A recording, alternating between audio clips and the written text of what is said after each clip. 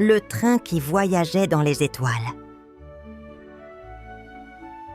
Il était une fois dans une forêt enchantée où la lune brillait plus doucement qu'ailleurs. Un train mystérieux apparaissait chaque nuit au clair de lune.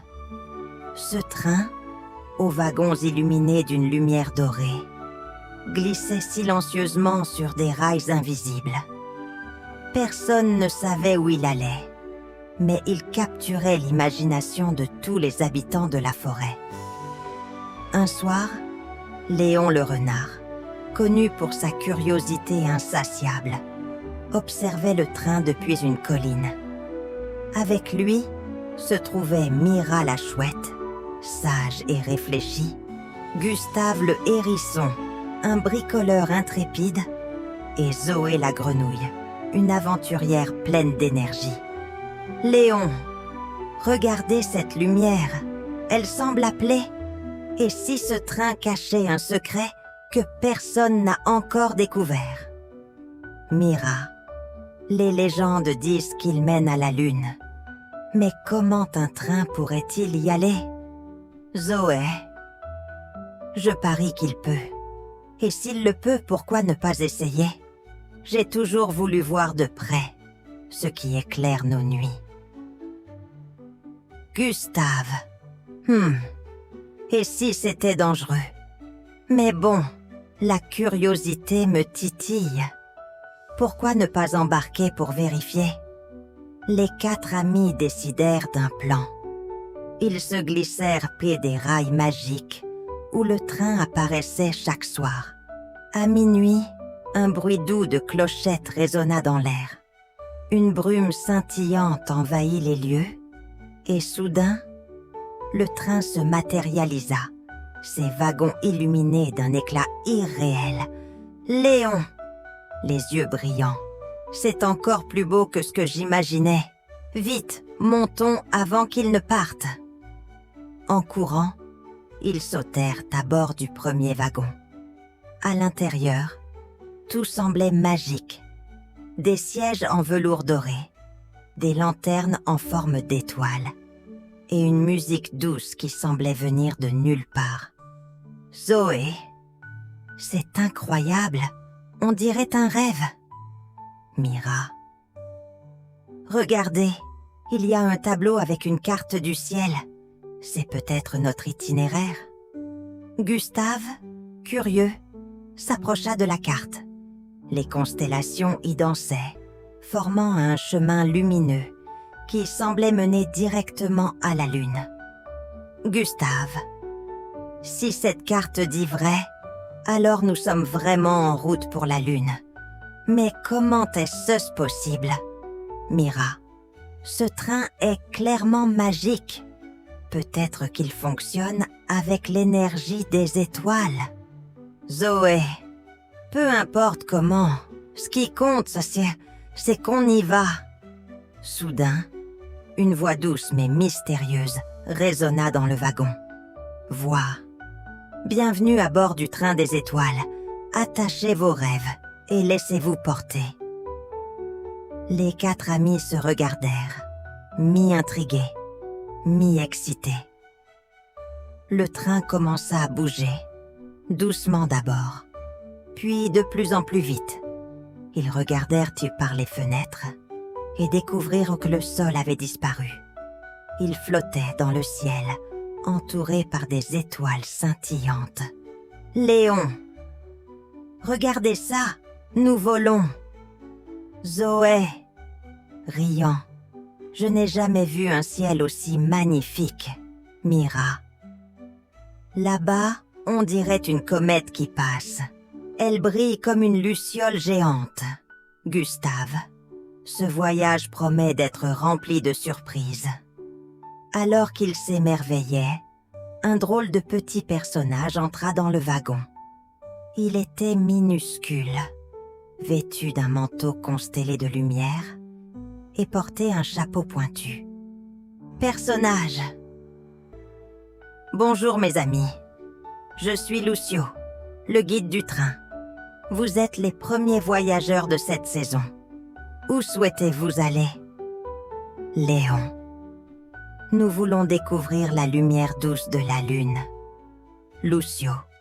Alors, vous avez choisi le bon train. Mais attention, ce voyage ne sera pas sans défi. Il faut mériter la lumière de la lune.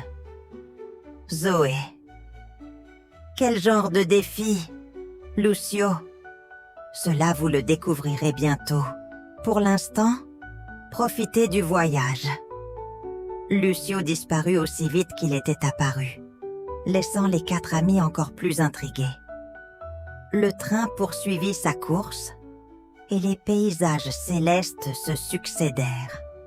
Des nuages de poussière d'étoiles, des planètes multicolores et des pluies de météores. Léon, toujours curieux, s'assit près de la fenêtre et murmura « Léon, je sens qu'on s'approche de quelque chose de grand. J'ai hâte de découvrir ce que cache la lune. » Et ainsi commença leur grande aventure, à bord du train qui voyageait dans les étoiles.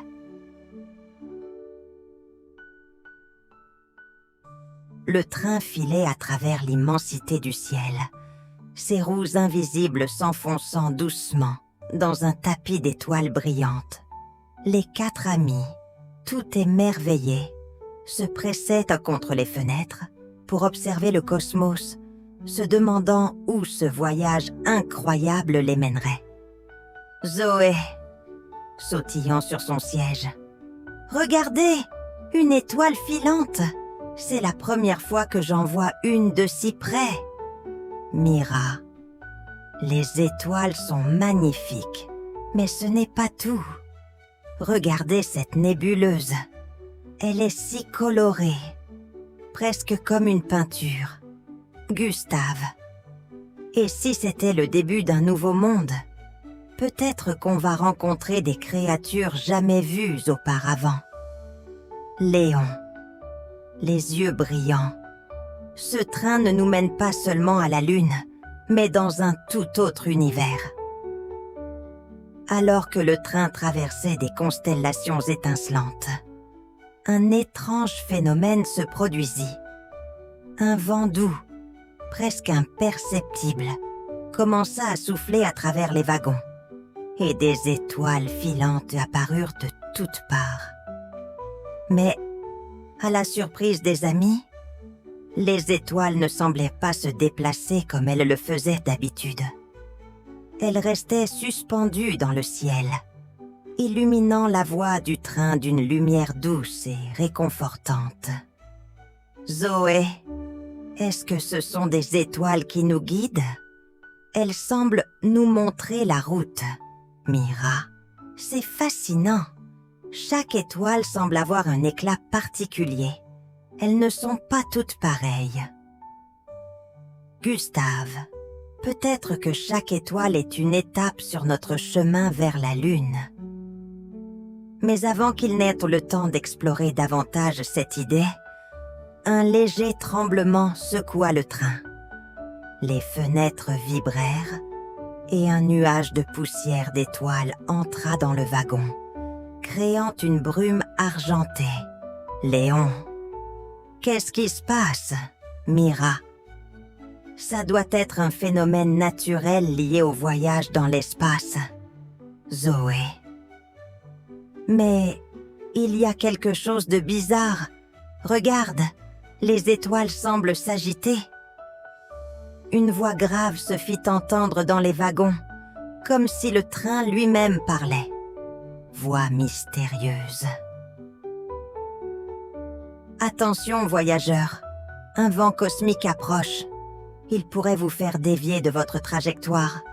Restez calme et laissez le train guider vos cœurs. Un frisson parcourut les amis. Mais avant qu'ils n'aient le temps de réagir, le vent cosmique arriva. C'était un souffle puissant qui tourbillonnait autour du train, balayant les étoiles comme des grains de sable. Les wagons se mirent à vaciller et les 4 amis se cramponnèrent à leur siège. « Zoé, nous allons être emportés. » Gustave. « Non, il faut garder notre calme. Nous devons rester unis Ce vent est puissant, mais pas invincible, Mira. Oui, il faut croire en ce voyage. C'est la seule façon de le surmonter. Léon, qui avait toujours été le plus audacieux du groupe, se leva et se dirigea vers la fenêtre. Il observa le vent, qui semblait venir de toutes les directions, mais aussi des étoiles qui restaient autour du train, comme des repères lumineux. « Léon, regardez, ces étoiles ne bougent pas, elles sont comme des ancres. Si on les suit, elles nous guideront. » Il se tourna vers ses amis avec un grand sourire. « Léon, on doit les suivre, tout est là.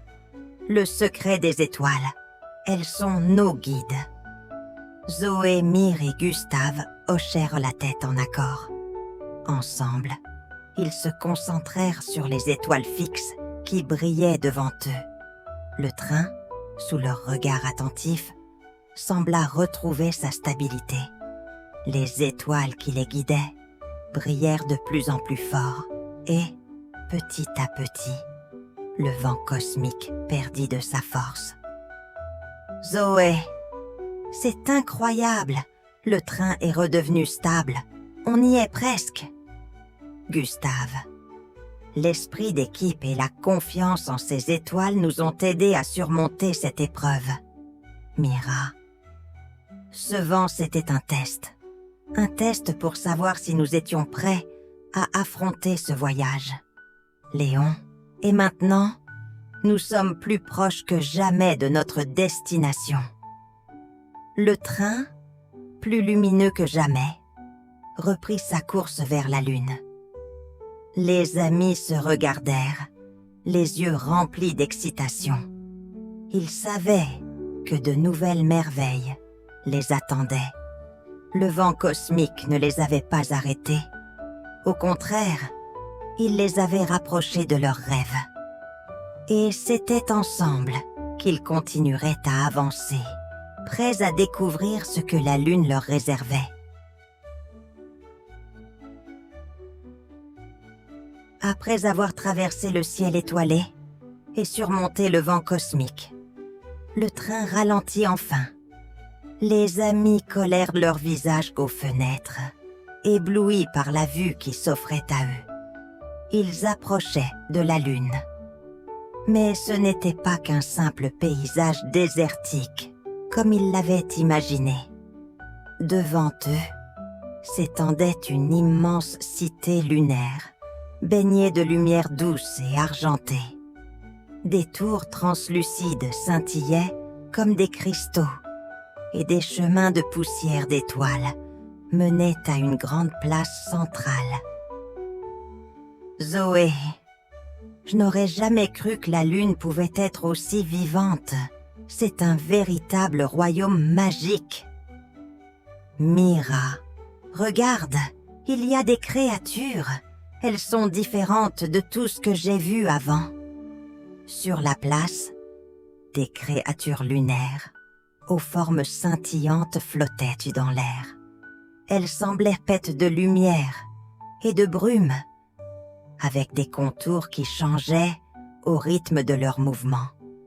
Leur éclat doux illuminait tout autour d'elles, créant une atmosphère féerique.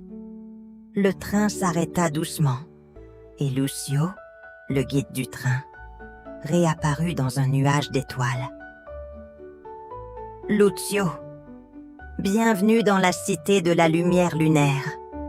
Vous avez surmonté les épreuves du voyage et méritez de découvrir le secret de cette lumière qui éclaire vos nuits. Léon, c'est incroyable. Mais quelle est cette lumière et pourquoi semble-t-elle si spéciale? » Lucio leur fit signe de le suivre. Les amis descendirent du train et marchèrent sur un sol argenté, doux comme du velours. Ils se dirigèrent vers la place centrale, où une immense sphère lumineuse brillait au sommet d'une tour. Les créatures lunaires les entourèrent avec curiosité, émettant des sons doux presque comme une mélodie. Lucio, cette lumière est bien plus qu'une simple lueur. Elle est le fruit des danses et des chants de ces créatures lunaires. Chaque nuit, elle célèbre l'harmonie entre les étoiles et la lune. Et cette énergie illumine la terre. Mira. Alors, la lumière de la lune n'est pas naturelle? Elle est créée par cette fête? Lucio. Exactement. Elle est un symbole d'unité, d'amitié et de joie. Et ce soir, vous êtes nos invités d'honneur pour cette grande fête lunaire.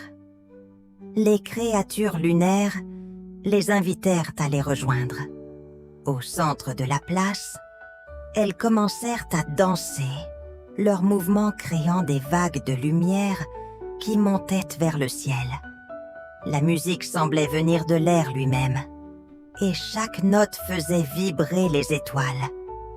Zoé, riante et dansant. C'est si joyeux, on dirait que la lumière répond à nos pas. Gustave, regardez, chaque fois qu'on bouge, une nouvelle étoile s'allume dans le ciel. Léon, Mira, Zoé et Gustave se laissèrent emporter par l'énergie de la fête. Plus ils dansaient, plus ils se sentaient légers, comme s'ils faisaient eux-mêmes partie de cette magie.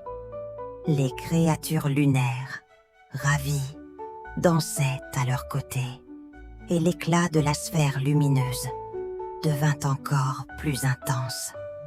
Soudain, une des créatures lunaires s'approcha et murmura doucement. « Créatures lunaires, vous avez apporté avec vous une énergie spéciale. Votre amitié et votre curiosité enrichissent notre lumière.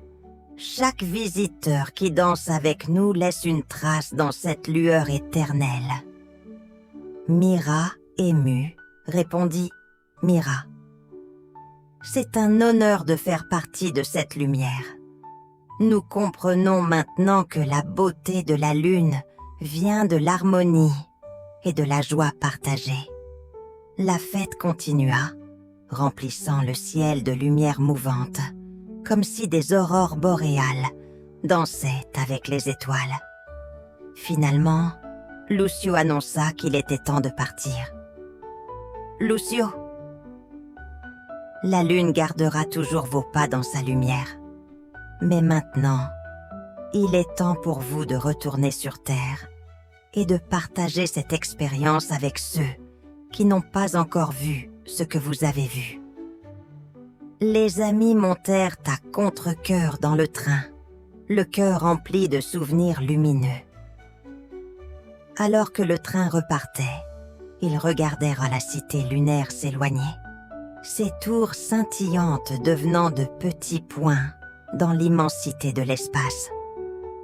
Zoé, regardant la lune par la fenêtre, même si on retourne sur Terre, je sentirai toujours cette lumière en moi.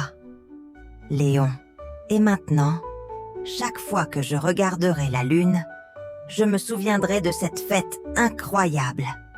Gustave, la lumière n'est pas juste sur la lune, elle est aussi dans nos cœurs. Mira, oui, et c'est à nous de la partager. Le train glissait doucement vers la terre, et les amis se préparaient à raconter leur incroyable aventure. Ils savaient que leur voyage ne serait jamais oublié, tout comme la lumière de la lune qui continuerait de briller dans leur nuit.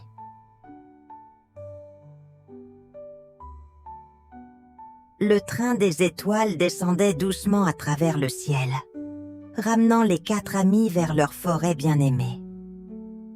Mais à l'intérieur du wagon, l'ambiance était empreinte d'une émotion particulière.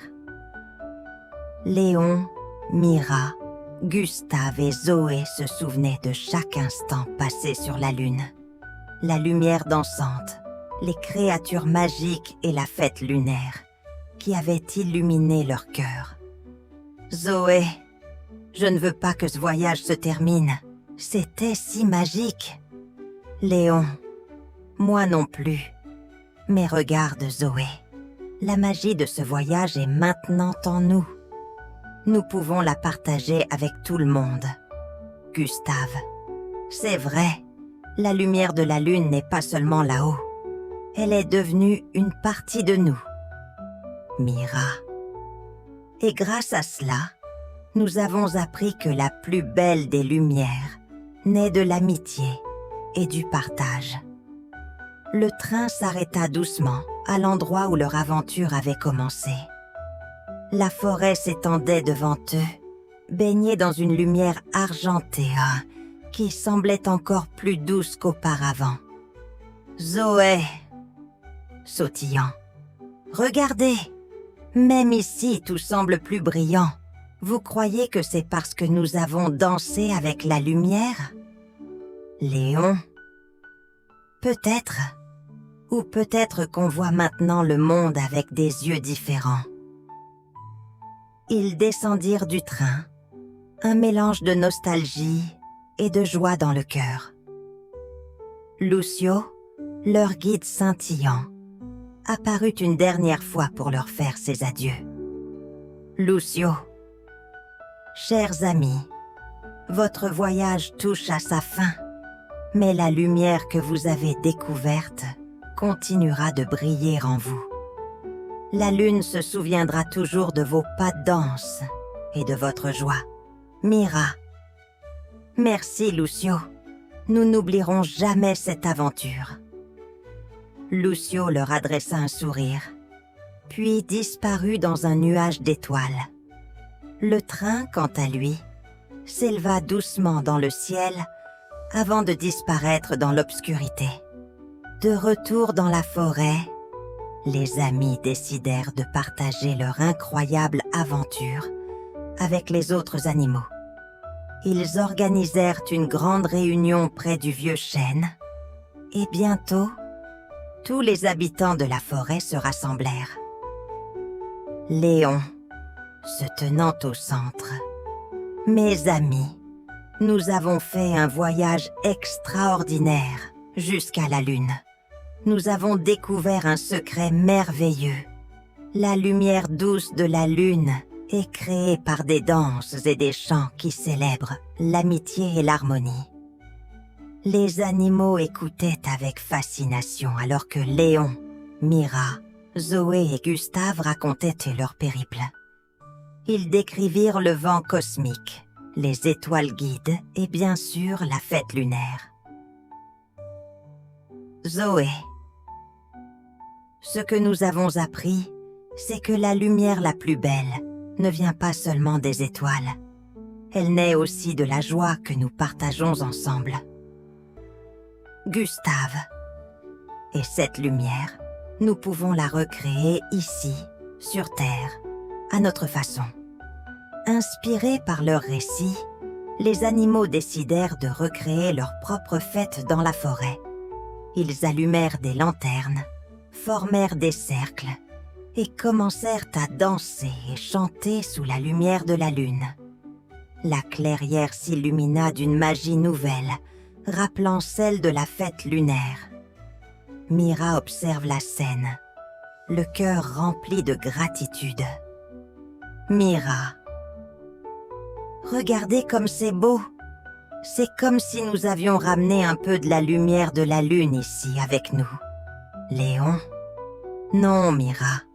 Cette lumière était déjà là. Nous avons simplement appris à la voir. Alors que la fête battait son plein, la lune brillait plus fort, comme pour remercier les animaux de partager son secret.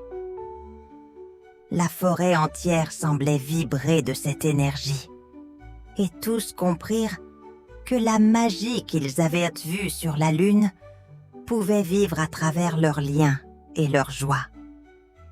Finalement, la fête s'acheva, et les animaux retournèrent chez eux, le cœur léger et les yeux remplis d'étoiles.